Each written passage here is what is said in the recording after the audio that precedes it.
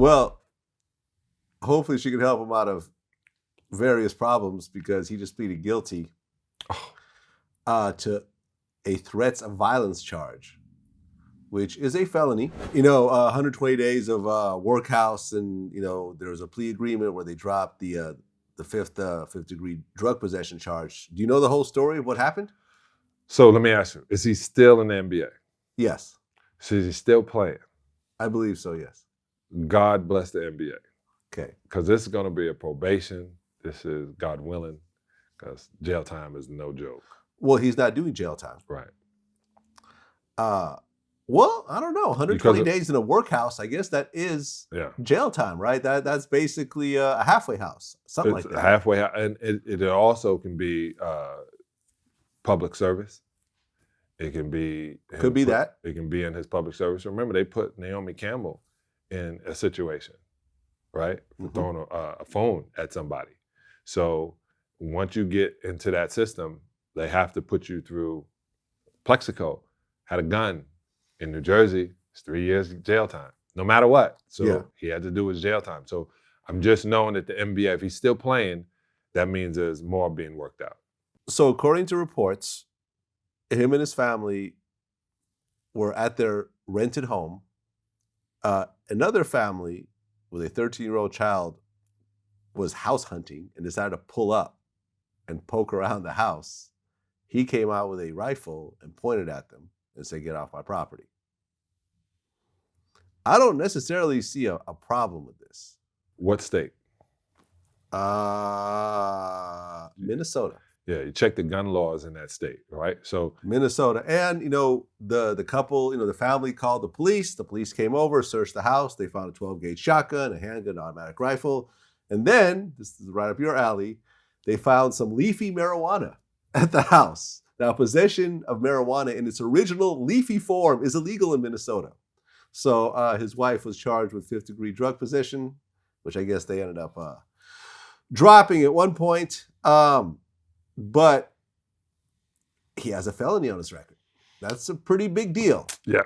Pretty big deal in America. Maybe he should get to know Trump. He might get that dropped. Oh, yeah. There you go. He's got about a month left before. He got about a month. He call the president and say, "Hey, man." And let me just say this, since you said that. There was a clip that we put out of yours where it was titled around "Trump is 100% going to win." That was taken out of context. Yeah. There was a longer conversation about that, which was not really expressed in that title. Right. So our bad on whatever problems that caused for you. There you go, Vlad, being human again. Yeah. There you go, being human, trying to get views. Listen. Our bad on that and any type of problems. I understand you and I had a conversation about we had this is another thing. I don't really get upset about anything because I believe what I say. And a lot of folks don't. And the reason I said that Donald Trump was going to be president again is because the state of America. And it proved 74 million people think like he does. Oh, yeah. Remember the night of the election? Yeah. In my household, we really thought when we went to sleep that Trump had won. That's how it looked like. Yeah. All the states were pretty much red. Georgia was red, Arizona was red, Pennsylvania was red. It looked like he had gotten the Electoral College. And we woke up and things started to change. This is another thing about this country. It proved to me I know nothing about politics. Right. I thought being, in my 50s, I would know. I know absolutely nothing. Neither does anyone else. Senators and congressmen really don't know politics. And when I got down to it and thinking of it, Julius Caesar is my thought. The senators run this country. The senators run this country. And that's why it's so important that you have the senator that you vote, your state senator, you have to have the senators in position to do something in this country. I learned a lot in 2020. A lot. I know a lot of people have, but I learned a lot. I learned what systematic racism is. I learned where my bad thought process or POV of things come from. And it comes from those in position. Media has made me think that when they say it, it's true. And I had to learn all of it is narrative. All of it is, I said it before, I watch Anderson Cooper, not anymore, not like I used to. And I realized that's his commentary. That's his thought. When I watch Don Lemon, that's his thought. And the way they say it seems like they're speaking in common sense, but it is on that direction. It's all entertainment. Yeah. It's all really entertainment.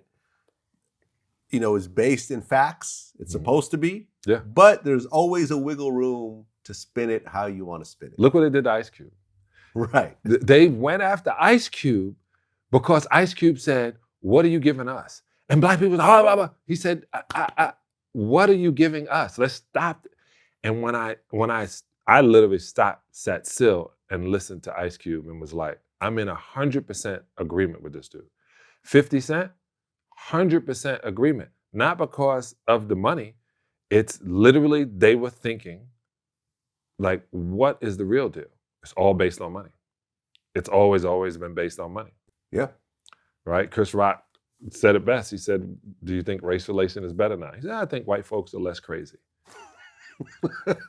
Best thing ever. He goes, like, at one time, my grandfather couldn't eat in the same restaurant or drink the water. Some white folks said, "Hey, that's crazy." And then they changed the law. We didn't change it. They changed it. Just less crazy. I agree, man. Chris Rock put it best.